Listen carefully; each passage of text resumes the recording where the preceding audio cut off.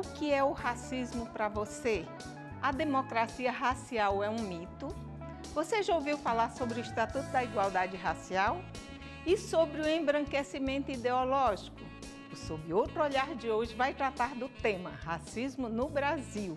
No Olho, vou conversar com a professora mestra em Direitos Humanos e criadora do curso de especialização em Direitos Humanos Esperança Garcia, Andréa Marreiro, e com Cássio Santos, professor de Educação Física da Universidade Estadual do Piauí, UESP. No Teatro Invisível, fique com o vídeo Manifesto Negro do site Palavra Negra. No quadro Olhar que Quase Ninguém Vê, o repórter Murilo Lucena conversou com as pessoas na solenidade de reconhecimento da escravizada Esperança Garcia como a primeira advogada negra do Brasil. No Meu Olhar Cultural, os músicos Bruno Farias e Dimas Bezerra vão falar sobre seus trabalhos e mostrar seus talentos musicais.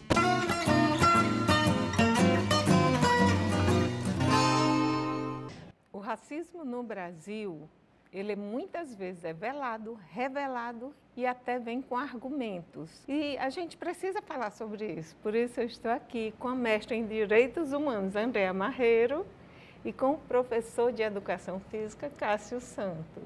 E aí eu pergunto, o que é racismo para vocês? Fale, Andréa. Então, Norma, para mim, racismo é uma estrutura, né? O racismo é um desses elementos que compõem as estruturas políticas, as estruturas econômicas, as estruturas jurídicas no Brasil. Então, o racismo, para mim, ele não é algo pessoalizado, né? Ele não é algo de um determinado sujeito.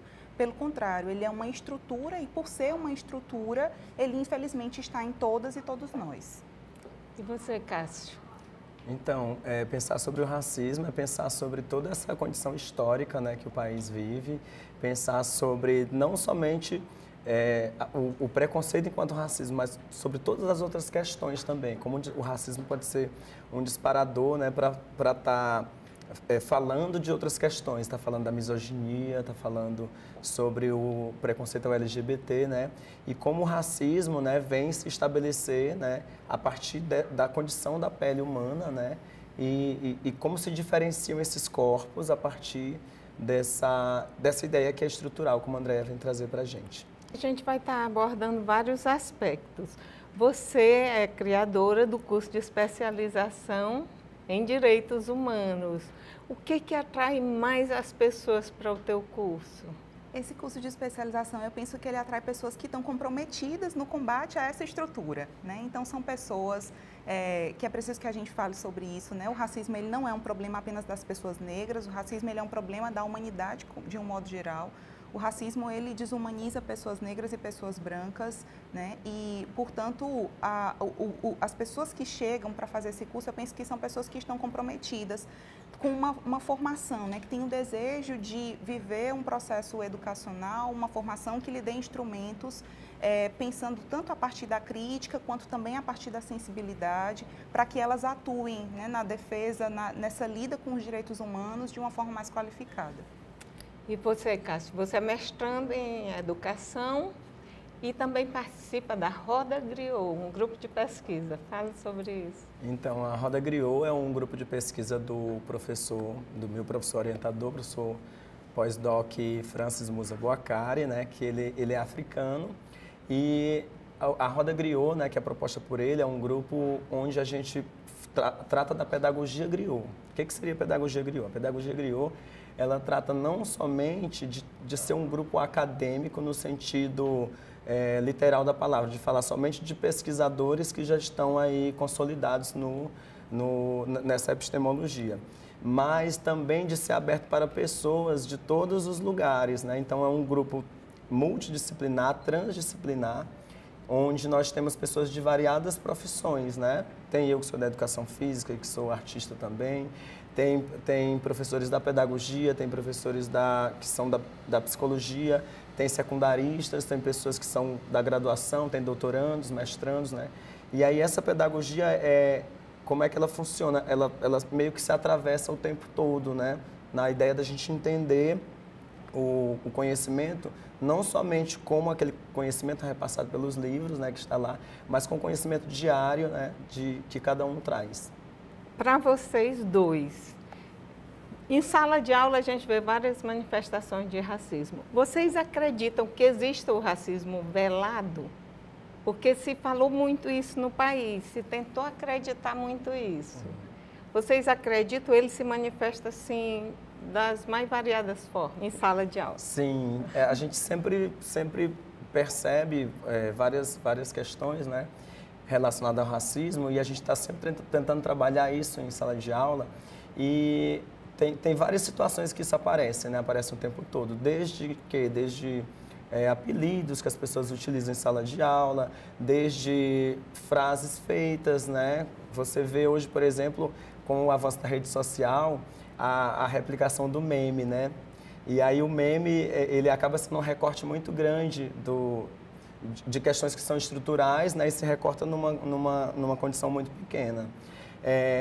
Na sala de aula, a gente percebe sempre os alunos fazendo memes, né, com algumas situações que não são interessantes, não só falando do racismo, né, mas pensando também sobre essas outras questões, sobre a misoginia, sobre o preconceito com LGBT em geral.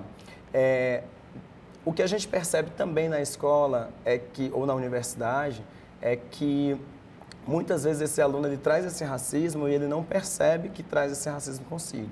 Por exemplo, né, quando esse aluno ele diz que jogar futebol é coisa de menino, né, e que dançar é coisa de menina, por exemplo, ele já traz aí uma grande estrutura relacionada ao gênero, né, e com o racismo isso acontece da mesma forma. Quando a gente pensa nas danças, por exemplo, né, e que a gente pensa na dança afro ou na dança clássica, meio que há uma ideia separada de corpos relacionada a essa condição de corpo, esse que dança, né? Exatamente. Essa percepção, né, que você traz do que é bom e o que é ruim é algo muito forte nesse processo do racismo, né? Então, tudo que é atrelado ao negro é ruim. Inclusive, no próprio dicionário, se a gente abrir o dicionário e for olhar o que significa negro, né, são sempre as coisas ruins. E isso está em todas as áreas. E isso que você falou sobre ser velado, né, Norma, a gente perceber que está absolutamente em todos os contextos, inclusive no turismo. Então, se eu vou para a Europa para acessar histórias, né? Para acessar esse lugar de povo bonito. Se eu vou para a África, eu vou lá para olhar os animais, né? Contemplar a beleza da savana africana. Nós vamos ouvir agora a música de Dimas Bezerra e vamos para um rápido intervalo. Depois a gente volta com o Teatro Invisível.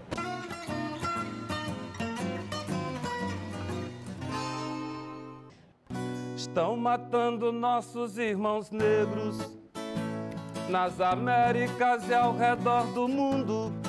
Tanto preconceito, tanta discriminação, tanto olhar medonho em nossa direção.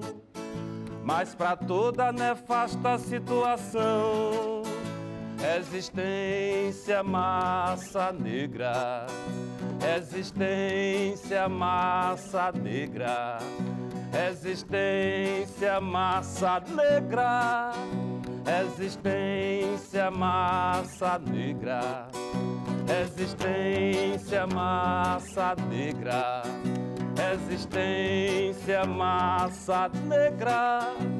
No Brooklyn, no Harlem, na ilha ou no Gabão, o sangue negro é o que escorre no chão. A face é grande e está na televisão.